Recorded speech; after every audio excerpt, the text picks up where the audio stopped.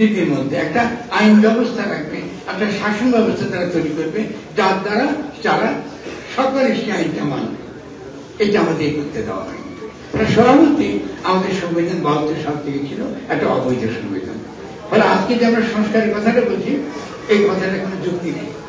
আমরা তো রাষ্ট্র গঠন করিনি, আমি কি সংবিধান এখন গঠন কথাটা একটা গুরুত্বপূর্ণ।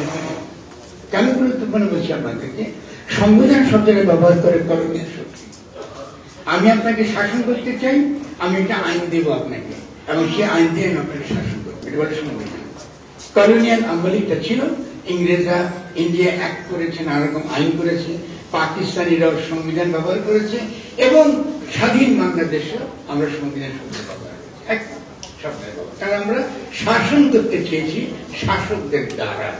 কিন্তু জনগণ যখন নিজেকে নিজে শাসন করবার নীতি প্রয়োজন করে, একটা শাসন করবার একটা কাঠামো নির্মাণ করে, নিজেকে নিজে পরিচালিত করবার মূল্যবোধ আদর্শ এর একটা ভিত্তি দেয়, এমনকি নিজের একটা আইনি ভিত্তিও দেয়, এটাকে বলা হয় গঠন। এই গঠনের ব্যাপারটা এত গুরুত্বপূর্ণ যে এটা আপনি আইনের দ্বারা কখনো বুঝবেন না। এটা কেন আইনের দ্বারা বুঝবেন না?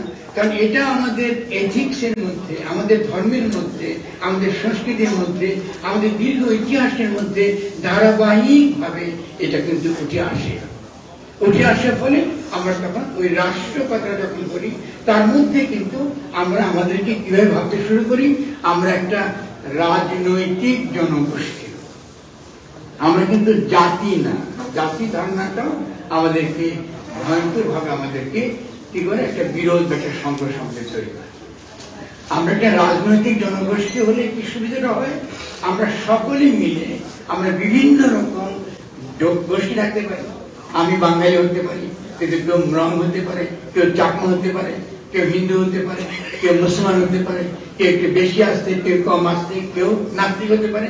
কিন্তু আমরা সকলে মিলে একটা রাজনৈতিক প্রতিষ্ঠান তৈরি করছি, যে প্রতিষ্ঠান আমরা সকলে মিলে রক্ষা করব, এবং পরস্পরের সঙ্গে আমাদের কোনো বিরোধ তৈরি হলে, পরস্পরের সঙ্গে আমাদের কোনো পার্থক্য তৈরি হলে আমরা এটা মীমাংসা করতে পারবো। এটাই হলো রাজনৈতিক জনগোষ্ঠী।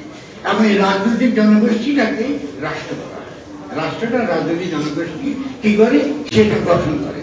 তা আমার এই আলোচনার আগে আপনি খেয়াল করেন যে এক আপা খুব সুন্দর করে বলেছে, এই যেটা আমি দীর্ঘদিন ধরে বলছি, আমার বহু বইটিরা আছে, যে 1972 সালে আমরা কিন্তু নিজেদেরকে রাজনৈতিক ভাবে গঠন করতে পারি নাই।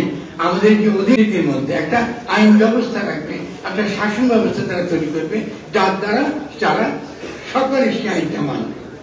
এটা আমাদের করতে দেওয়া হয়নি। সভাপতি আমাদের সংবিধান 72 সাল থেকে ছিল একটা অবৈধ সংবিধান। ফলে আজকে যে আমরা সংস্কারের কথাটা বলছি, এই কথাটা কোনো যুক্তি নেই। আমরা তো রাষ্ট্র গঠন করিনি, আমি কি সংবিধান? আপনার বাড়ি নাই বলে আমি বাড়িটা সংস্কার করি, বাড়ি থাকলে না আমি সংস্কার করি। তাহলে এটার অত্যন্ত গুরুত্বপূর্ণ আমাদের বুঝতে পারা। আজকে আমরা আলোচনা করেছি। আজকে খেয়াল করেন, দেখেন যে